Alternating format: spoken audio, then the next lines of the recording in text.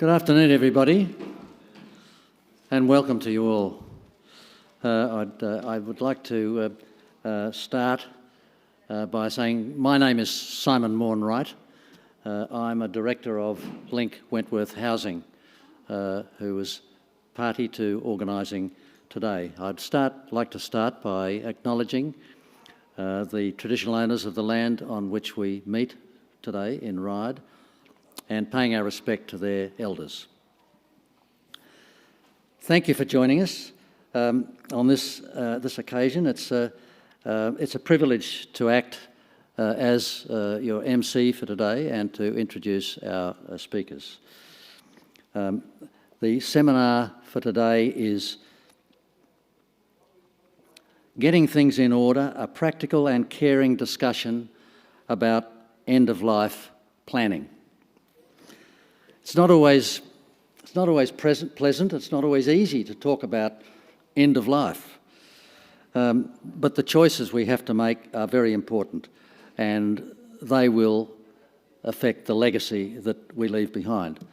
I'm a lawyer, so I talk to people about end of life quite a lot, about their wills, their powers of attorney, guardianship. I've done probate, but the wills, I have to do my own as well. But today is not about being afraid, it's about understanding the options that you have at the end of life. And making the right choices, because that will affect the people that you leave behind, the family and friends, and what to do when you reach that stage. But making thoughtful choices now relieves your family and loved ones, it relieves them of the uncertainty of what's happening with you and all of your affairs. We're here to guide and support each of you through practical and emotional decisions that you have to make about the end of life and the legacy that you leave.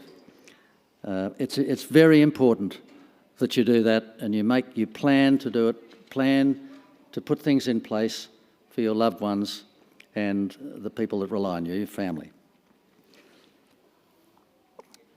What we're going to do, we have today, we have a number of speakers that will speak to you, who are experts in their field, that will help you, and then we have 4 speakers, and after that we'll have time for questions that you might have them. Let's start with the choices, the most personal part of what you have to face, and we have, to guide us through this, Anna Patinsky from Provida. If you would welcome Anna to the podium, please. Not every day I get an applause. That's very nice. Thank you. I could talk about end of life for hours. I'm very passionate about this and how we care for one another at the end of our lives. All of our lives are going to end one day, and I guess I just wanted to say that I'm really glad that I was asked to come here, because I firmly believe that is so little we can do as individuals, but alone we can do so much in this space. And when I was asked to come here, I was reflecting on what do I choose to say in the 10 minutes that I'm here with you, and the question around how do we want to spend our last final days. And the one thing that came to me around that is knowledge. It really helps if we dare to have these conversations. So I'm glad that we're here and starting a conversation today. If we know a little bit more about some of the options that we have, it's easier to spend our final days well. And the other thing that I think is really important to speak out is that it is easier for us to live in any day of our lives if we're connected to one another and if we have the support from one another that we need. So I think I would like to start with talking a little bit about how we stay better connected to one another, with just some thought provokers. Can I blop that myself? Oh, did it for me. It's amazing. Thank you very much. Just a few interesting facts. 95% of care for us at the end of our lives actually happens at home. And with the years that are passing by and the decades that are passing by, we have lived in a society where less and less we live young and old together. So less and less we are intuitively knowing what to do when someone is at the end of their lives. In the olden days, as my kids call it, we saw people dying around us all the time, but we don't anymore. So it's interesting to think about how can we actually learn more about this so that we can better care for one another. We are also an aging population, meaning that over the next few decades, there's going to be a lot more of us dying, and there's going to be fewer of us around in our younger years able to support. So they're just things to think about. The last fact is also research that I think is really interesting, that we say in Australia that 70% of us want to live and also die at home in the comfort of our own home, but there's only 14% of us that do. And part of that is because we don't have enough of the connecting supportive network behind us that helps us to stay at home, so we might have to go and get the hospital care. So how do we help us live and be remembered in the way that we would like, in a compassionate way? I think that we can move to the next slide. I work on a program across all of Sydney's north that has two parts. One is compassionate conversations, and I'm just taking a tiny little bit of that here today. So if you ever wanted to have a longer conversation with me about this, I'd be very happy to come back, or we could do it online as well. And then we also run an end-of-life volunteering program that I will talk to. But I'll talk about these compassionate conversations first, so we can move the slide to the next one. Yeah, thank you. I don't know where all this research comes from, but I think it's amazing that we have numbers on this, and it says that only 9% of us learn about death and dying via community activities. This is a community activity today, so maybe we're bumping that number a little bit by being with it together as a group. And less than 5% of us have a plan for our end of life. I know advanced care directives and advanced care planning is a part of that, and we're going to talk about that a little bit later. But there's also a lot of other things that goes into planning for our end of life. I'm very big on thinking about we call it an emotional will. I've left a few leaflets there at the end. If you want to grab one when you go out, that just sort of prompts some thinking around what you might want to leave behind that would make a difference to the people that you love. I had a conversation recently, and I'll just bring it up as one example. There was a couple there, and they said that at Christmas over the last 2 years, they brought in their grandchild to teach her how to make the Christmas pudding so that their Christmas can continue on in the way that it has for decades when grandma is no longer going to be there. So there's so many things like that that we can actually start to do as we live. It's in some ways more maybe about living in the end rather than planning for the dying, and living in a way that we will just be together in a meaningful way. So that's the third point there, that only 28% of us speak to our family about our end-of-life wishes. And maybe part of that is because it's really difficult to talk about. Maybe part of it is because we haven't really thought about it, or we don't know how to bring it up. So when we have conversations in community, we also talk about that. How do we make that a little bit easier for one another so that it's not a taboo topic? So it's important to help us care for ourselves, but also to help us care for the ones that we love around each other. And it's also important to have these conversations because they help us to make the choices and discover what it is that is important to us towards the end, not just medically. And and just allow and practice to have that space to talk about those things that we don't talk about so often. Oh, this is going to be tricky. Can I click this myself on this? Can I? I don't know. Do I have a little clicker here somewhere?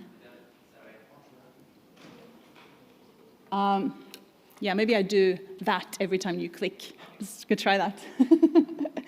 So this is just an illustration about the end-of-life volunteering program that we are running over Sydney's north with Preveda, where we have a participant in the program, and anyone that's socially isolated and over 65 is eligible to be part of this program. And we just have one example here where there is a woman that is struggling and wanting some extra support, and I'm fantasizing that maybe this is her daughter, we don't know, could be anyone. Around this participant, there is often a family, sometimes there isn't. There's also friends. Then we have a community. We all exist within a community, whether we're connected to it or not. And then around the fourth circle there is formal services, if we can click onto that one as well. If you click again. Formal services. If we click again, we'll see a connector coming in. Beautiful. So that is a volunteer, and we call this volunteer a connector for a reason. And the connector will come in and speak to this family and ask essentially two questions. The first one is, what help is needed? And the second question is, who can help? And this is very dumbed down, of course, but we really want to understand who is around, because often there might be more people around us than we realize. It's just that when we are socially isolated and something is going on, we may not have the time to look for it, and we do need help, all of us. All the time. We do not exist in isolation. So in this situation, maybe what will happen if we click again is that we'll identify 4 people and we can click again. In this example, we have a GP, we have a very, very helpful grandchild, there's a lovely neighbor, and there's a postwoman. And that might be the extent of it. What we want to create as a part of this program is to train volunteers, so they come in and train with me for a day and a half to become really comfortable about, one, knowing what's around in the community, how to talk about these difficult things, and also be comfortable with asking for help. And a lovely part about being a volunteer is that it's easier to ask for help for someone else than it is to ask for help for yourself. And then if we click again, maybe towards the end, it will start to look like something like this. So there's a lot more community members that might come in. We might have paid services. We might engage with palliative care that we hadn't yet done. Palliative care is free. Not everyone knows that it's free and accessible, and it's very common that you might access it too late in the process. So all those sorts of supports is available. Even maybe relatives that are living far away that don't realize that there are some things they can help with, whether it's just phone appointments or organizing transport and all those sorts of things. So lastly from me, I just want to give a call out if you want to meet again. Happy to meet and have another conversation. Take some of those printouts that I left down there before you leave. And together we can do so much. Thank you.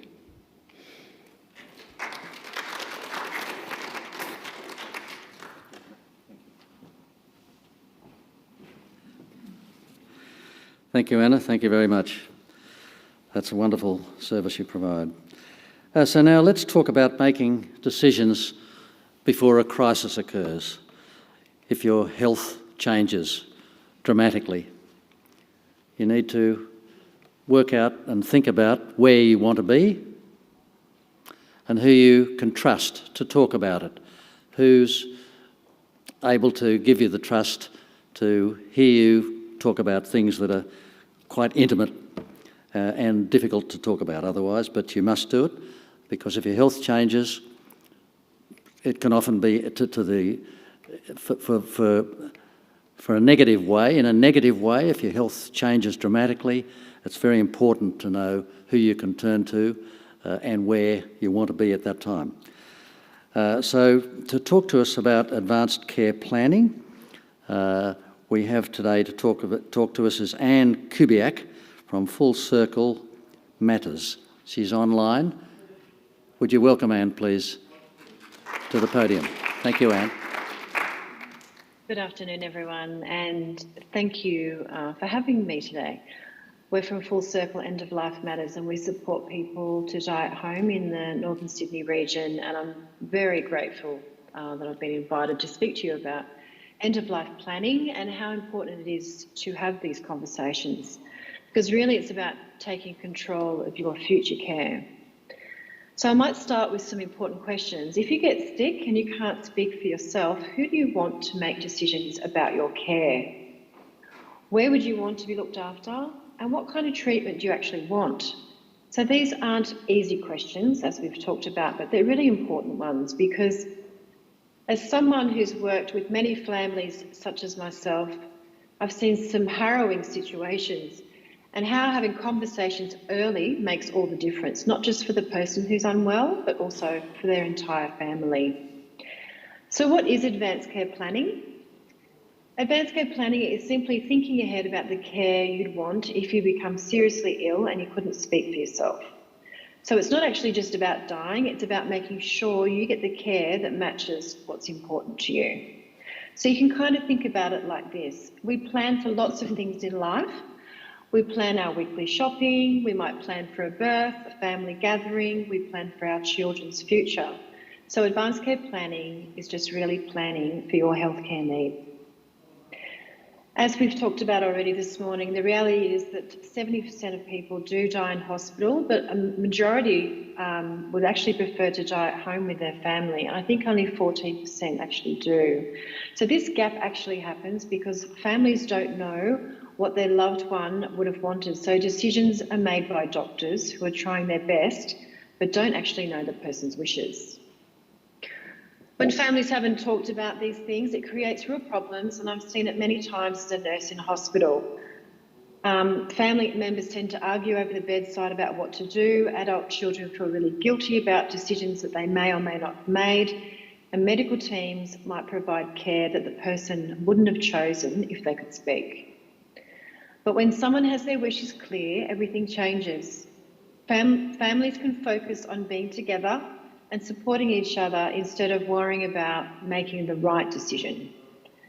And then healthcare providers can really give us the care that truly represents what matters to us. So one of the most important parts of planning is a document called an Advanced Care Directive. It's something that you could really think about it as your legal voice if you couldn't speak for yourself. And the document has two main things. It lets you choose someone you trust to make medical decisions for you if you're unable to, and it clearly states what medical treatments you would or wouldn't want in different situations should you be unable to communicate your wishes.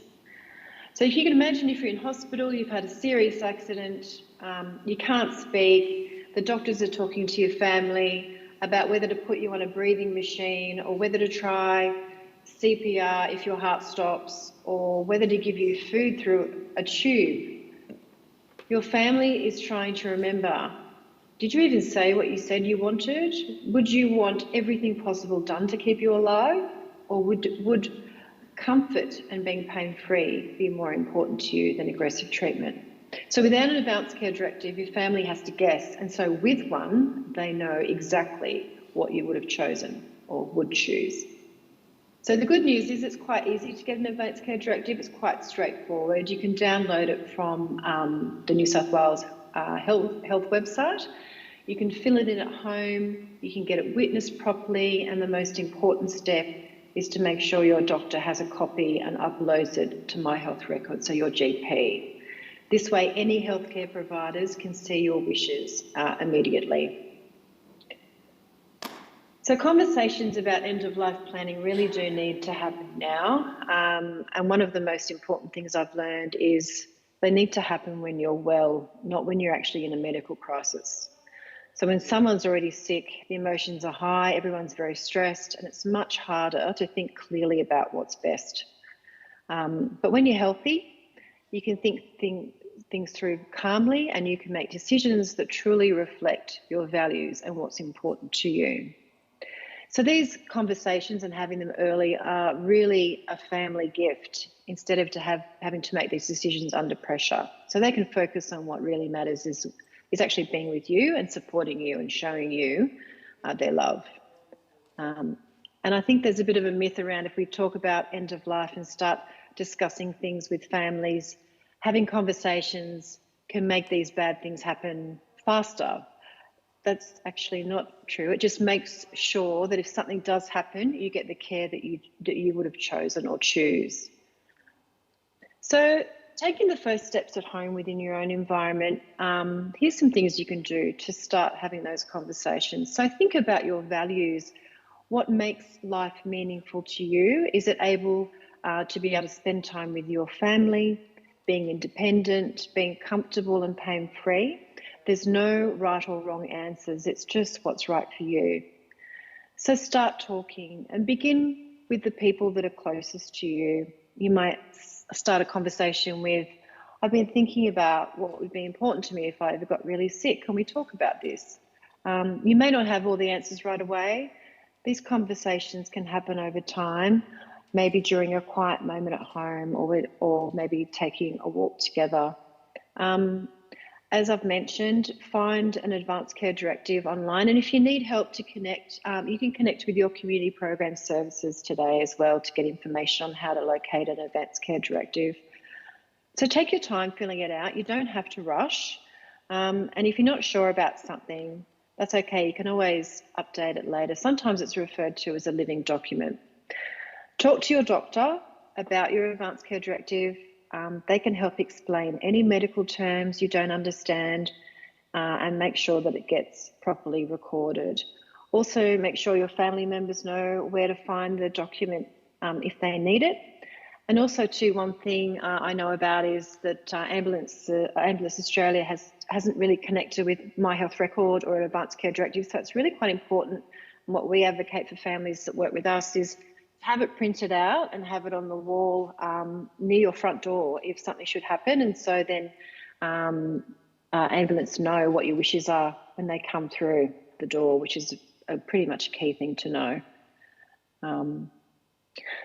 So keep it current. Life does change and your wishes might change too. And it's good to review your advanced care directive every few years or after a major life event like the death of a family member or a change in your health circumstances.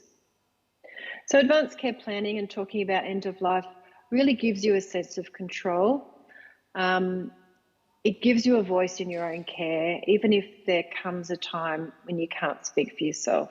Your family has peace of mind. They know what your wishes are. They don't have to wonder what mum would have wanted or are we doing the right thing.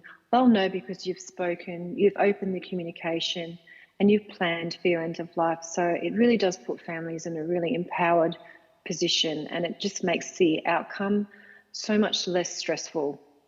It also helps healthcare providers as well to be able to give you better care that matches your values and what's important to you. So it's not about us all giving up hope or expecting the worst. It's about making sure your voice is heard, your wishes are respected.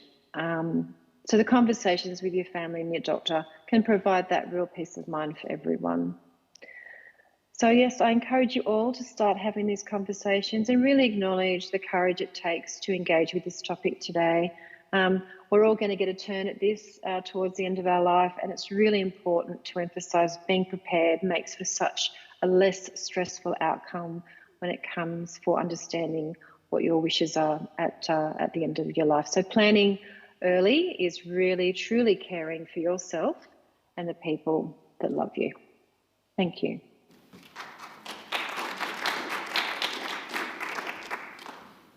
Thank you, Anne. That's very important and most appropriate. We appreciate that very much. Now we talk about some things that are close to your heart, beyond the paperwork and beyond the other planning. There are other things that you must think about, your personal possessions and your pets, and to talk to you about what arrangements can be made, we have Alison O'Neill from Link Wentworth, who is our Head of Tenancy. Please welcome Alison. Thanks, Simon. Thanks, everyone. Thanks for having me here today, and also hello to everyone on the screen online. So I too would like to acknowledge the traditional custodians of this area, the Wallu Medical people. And this is a conversation that all of us, I think, would like to put off. You know, as you become older, you think about your mortality. I know I do. But this is so important to have a gentle and important conversation. It's about your peace of mind, and it's about us as your landlord, Link Wentworth, on how we can respectfully manage your possessions, the things that hold dear to you, negotiating with your loved ones, and also taking care of your pets if they're left behind. Planning ahead helps us care for all of that. So I don't really want to dwell on the legal aspects of it because, you know, that's not what this is really about today. This is about having courage to have a conversation. But there is a lease that you've signed, and we've both signed that, and there are obligations under that lease. And generally, after you pass, your tenancy ends after 14 days. But Link Wentworth never ever goes into your home. They don't ever touch your things, and they don't do anything before we go to the New South Wales Civil Administration Tribunal. So we go to court under Section 108, and we make sure that we take possession of your home in a very legal and sensitive way. And before we do that, we deal with police, we deal with your next of kin, and we make sure the people that you love and that you care about have access to your home and treat it with all the respect it deserves. I want you today to know that your passing is important to us, just as your tenancy is important to us. So what can you do now? Share your emergency contact with us. Update your next of kin. I've had the privilege of working in social housing for 20 years. And over that time, really only 50% of our residents have a next of kin or a will. And when I first started out, I was a trainee on the Central Coast. And I had just as much fervour back then than I have now, but I've become a bit polished in the way I talk about things. But back then, I looked after the whole area and some big estates and some very elderly people. And I was actually the next of kin for some of my tenants. And I got in trouble for it, and it was 20 years ago, and it wasn't the way things were. But I was so passionate about tenants and social housing, and so many people don't have anyone in their life. So if you do know someone that's a neighbour or a friend and they're living in social housing, they may be in that situation, please ask them to come to the office. Please ask them to talk to our tenancy manager, and I'm also available to talk to anyone. So the best advice is to make a will and have that with an executor, because that will ensure that your wishes are undertaken. If that's not something that you're ready to do now or you're in a position to do, provide us with those details and we can put it in your file in a very safe and secure place to make sure your wishes are carried out. So the main thing is despite what you set up and despite what you do at the end of your tenancy, I can absolutely guarantee that your house will be treated with respect, your possessions will be dealt with respect, and your pet will be cared with straight away. Ideally, we'll meet with your next of kin and we'll talk over your next of kin and we'll make sure that that's done properly. But in the event that there isn't, we take that very seriously. And I know because, unfortunately, a number of my tenancy managers have had to deal with this very issue where there isn't a next of kin, and they've been very, very sad about what to do with that, that gorgeous pet. So we contact family and friends. Let us know if you want to on your file. Who's your vet? Who's your preferred, pet carer? The more information that we have, the better we can serve you at end of life. So I've talked about all that. But finally, this is about your dignity, the care you get and the comfort you have. Your voice matters. It's always mattered. It matters when you're in your tenancy, waiting to get into social housing when you're on the waiting list and at your end of life. And I want to thank you for trusting us with that, and we're here to support you. So we're here to listen, so speak to us privately if you prefer, and thank you so much for being a part of our community. And thanks for being here today. Thanks, everyone.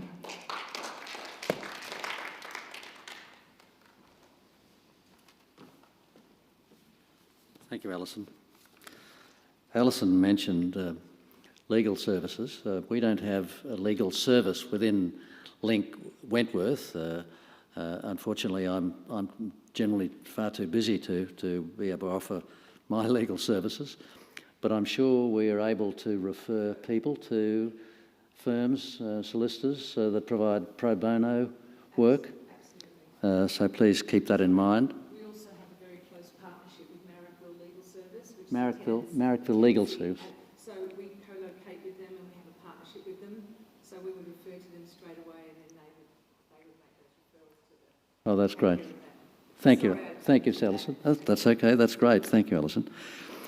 So now we turn to a most profound part of what this is all about today, the end-of-life choices. And to talk to us about this is Lisa Charnley from Crohn's Canopy. Lisa? Thank you. Thanks Thanks for having me today. I'm glad you introduced me by name and not the name you see on the screen, which is a family email name.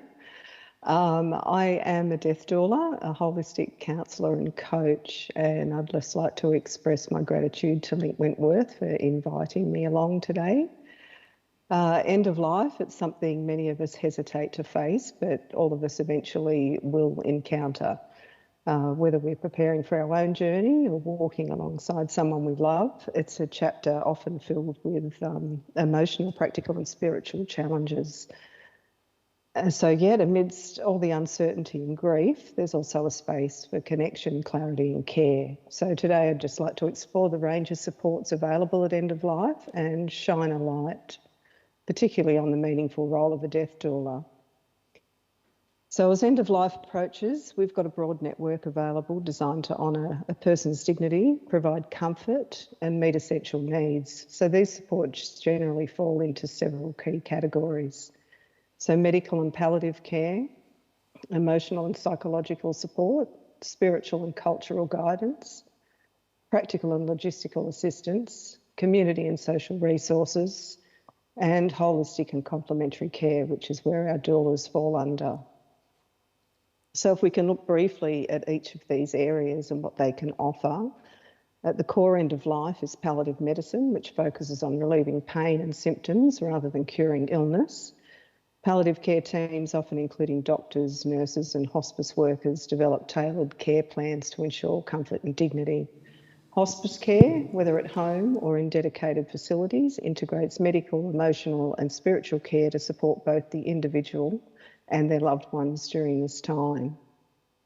For our emotional and psychological support, end of life can just bring an incredible wave of emotions, fear, anger, regret, grief.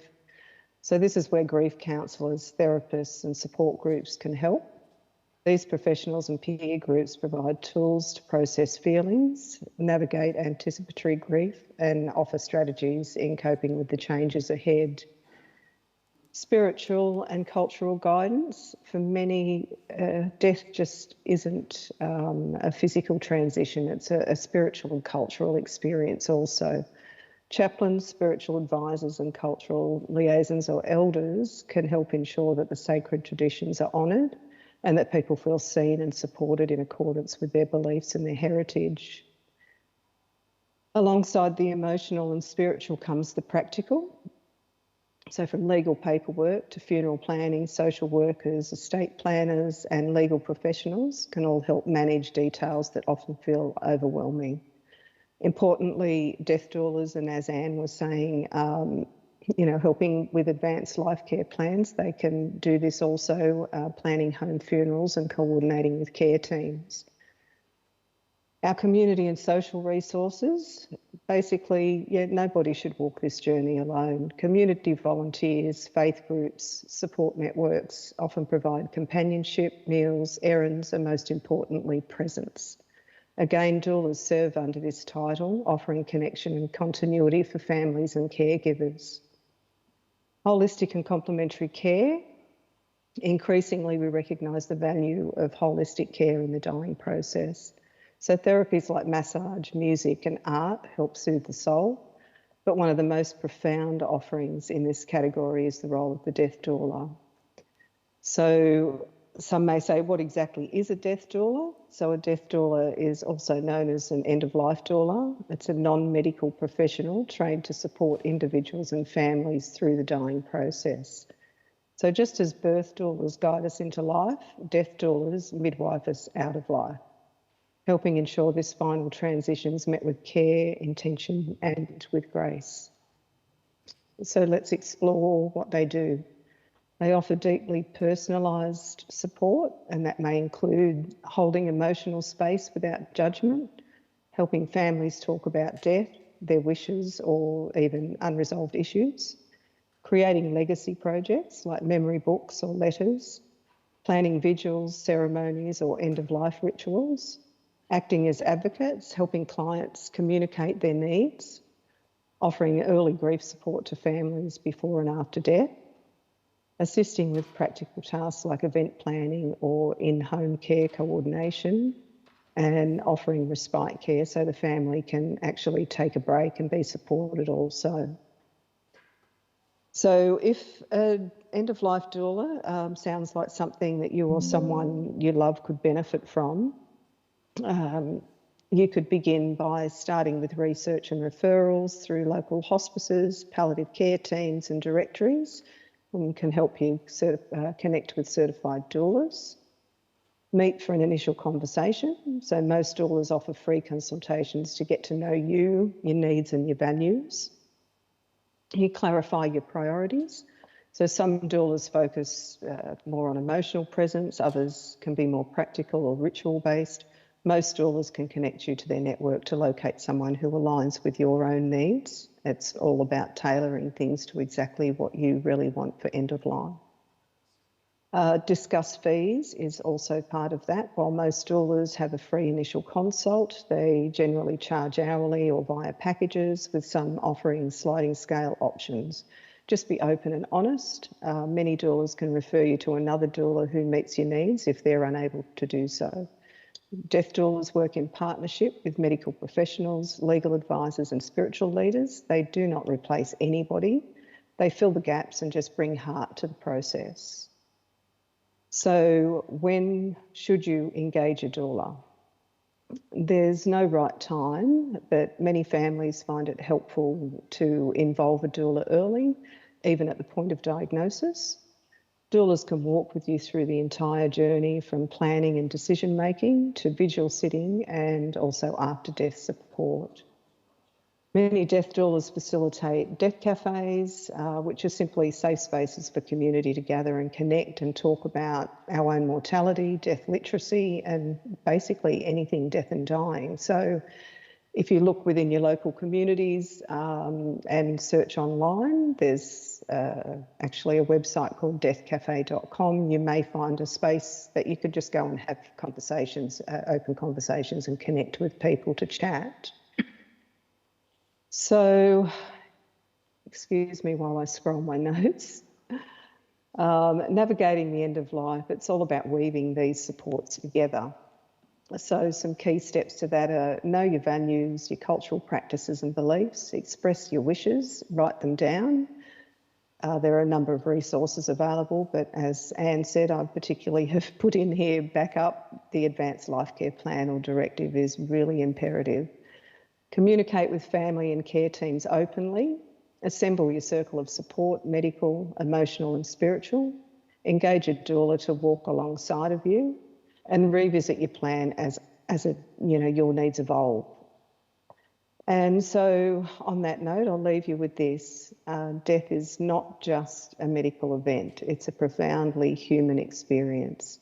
And when we face it openly, drawing on the supports available to us, including the compassionate presence of a death doula, it can become a very sacred time of connection, healing and peace. In caring for the dying, we care for the living too, and we remind ourselves that this final chapter is not only about letting go, but also about being fully present with love, courage, and with grace. So thank you for listening today.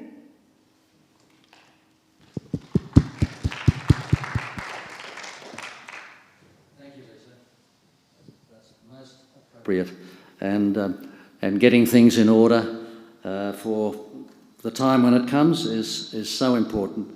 And Lisa mentioned the importance of communicating at the same time. So now we have time for questions, but before I do that, I want to thank all our speakers today, and I'd appreciate if you'd join me in thanking them very much.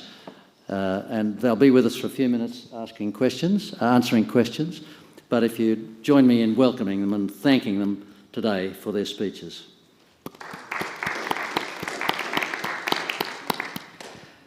Thank you. Well, now, if there's anybody in the audience here that would like to ask a question, please feel free to do so of any of our panellists, any of our speaker panellists, or online. That's by chat.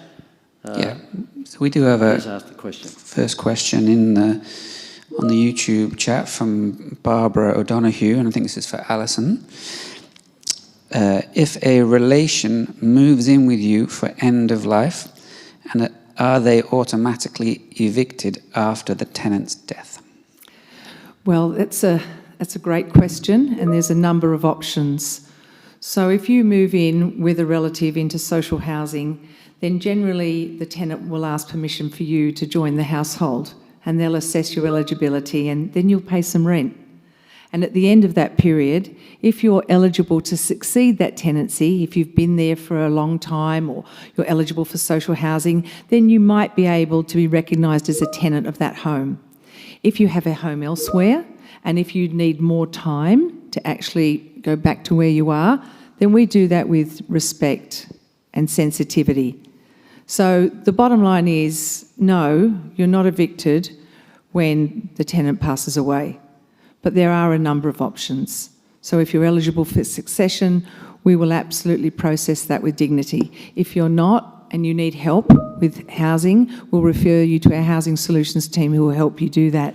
And if you just need a little bit more time in the home before you decide your next steps, then you'll work with the tenancy manager and we'll facilitate that. Is that okay, Barbara? Everyone's okay? Anything else that I might not have covered? I think it might be just I think it's a follow-up to that one to say, is there a specific person at Link Wentworth to contact to take these details? The most important person at Link Wentworth is the tenancy manager. And the tenancy manager has approximately 220 tenancies that they're responsible for. And there is a very high expectation at Link Wentworth that the tenancy manager is the relationship manager. So if you don't know who your tenancy manager is, then contact me or contact Suze or contact anyone and we'll tell you who that is. And that is the best person to contact.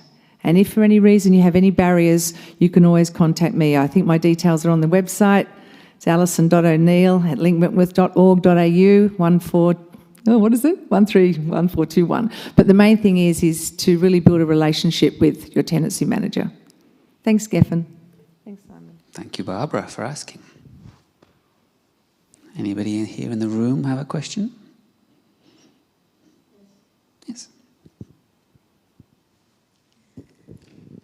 Good afternoon. I'm in the age that, I need to have my son to look after me because, I had a lot of operations. And he's at the moment is 48 only, so I don't know whether it's eligible for him to look after me in the Housing Commission complex, I don't know whether there's any other way to do it, but, I would appreciate, if I have a bit of information about this. Thank you very much for asking that question. And just to recap, your son's not living with you at the moment, and you would like to know whether or not he can stay with you regularly or move in with you. What's your ideal goal? What would you like to happen? So he can come and stay and visit you really unlimited. But if he decides he wants to live with you and stay with you, then you can talk to your tenancy manager and we can make that happen. So we don't have restrictions on how many times he comes out to care for you. Some time ago, a few years ago, there was a policy that said if you had visitors more than 3 days a week, they had to pay rent. It's a horrible policy, and it's something that didn't really allow for families to support each other in the way they should be supported. So the only thing you'd have to talk to us about is if you'd like him to move in. But any other option, you absolutely have the right and choice to make that happen. And if you'd like my business card before I leave, I'll give it to you and you can give me a call, or we can actually, come to your home, or you can pop into the West Ryde office. We can have a really sensitive and genuine discussion about that. Thank you. Anybody else? We have a lawyer on stage. Oh. Thank you. Every time I look at doing this with health being up and down, I start the process and I just don't know what I want. And how do you decide end in life plan? How do you decide all of those things as a single person living in a different country to where my family is and where I was born? And lots of friends, but no family and on my own. And yeah, it's hard to actually make those decisions. What would you recommend the best way forward with is in having some discussions with someone that could perhaps guide you in that without having to pay a fortune? Because every time I look into it, solicitors cost a lot of money. It's a very good question, and it's a very individual one as well. I can hear that it's difficult to actually know what you want. And maybe also know what kind of areas you would want to know what you want in. Have you got a sense in any particular area where it's more difficult than others? Or just broadly with everything that surrounds the ending? Yeah. Yeah. And I guess having conversations with people that care, and you're saying, what if I don't have enough family? But if you have, I'm being creative with you. I don't have the exact answer because everyone's different. But having conversations with others that may have similar questions, finding those kinds of support groups they are around where you can talk about things like that. Sometimes I'm a big believer in actually journaling. If you've got questions and you don't have an answer, that you just write. Writing is not for everyone, but if it is for you, that to just write and things may start to come to you or ease up a little bit. Maybe just exploring options. What are the 3 things that I'm tossing around with? Things like that. That's a very broad answer, and I'm not giving you the clarity. But I guess starting somewhere is more important than getting to the end, just like one little step at a time. But I guess for me as a human, making sure that you do have people to talk to, and there will be someone there for you. Is that helpful? Yeah. Did you have a follow-up for Lisa online? Would you like to ask her a question or a related question? No, that was sort of the question. Thank you. Okay. Okay. No, I'm Anna. Lisa's the two. Yeah. Lisa. Let's see. Yeah, that's okay. Okay. One more, and then we'll wrap. Michael? Thanks, Keith. I don't know, I'm just wondering, in terms of power of attorney, that type of thing, if someone was to become ill and perhaps not able to navigate normal things, I imagine that those type of things are legal documents and need to be administered by legal fraternity. But are you able to give us an idea of the cost involved in issuing power of attorney and authority to a member of your family or even a neighbour, and also maybe the cost of writing a will?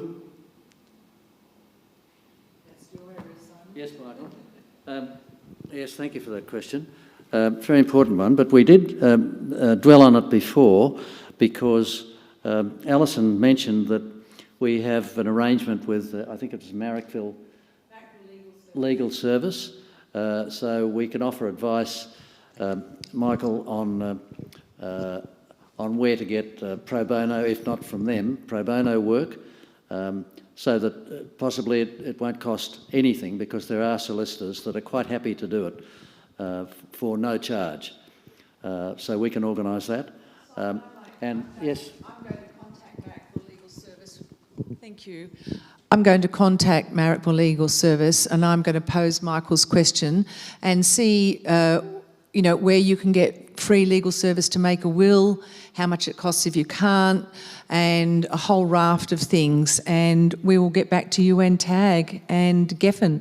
That's a fantastic question, and we need to get more knowledgeable around this. And Marrickville Legal Service are just brilliant advocates. So I'll get back to you, Michael. Thank you. So there's a few documents to think about, Michael, apart from the will. There's the power of attorney and guardianship. So there's a couple of things that we can help you with. And indeed, if there are any questions that are outstanding from anyone here or anyone who's watching online, please refer them to your tenancy manager, as Alison mentioned. But that brings us to the end of the session today. Thank you very much for being party to our seminar, and we hope it's been of value to you. And I thank again very much our speakers, Anna and Anne and Lisa and Alison, and trust you have a good day and that you're not adversely affected by the weather. Thank you again. Goodbye.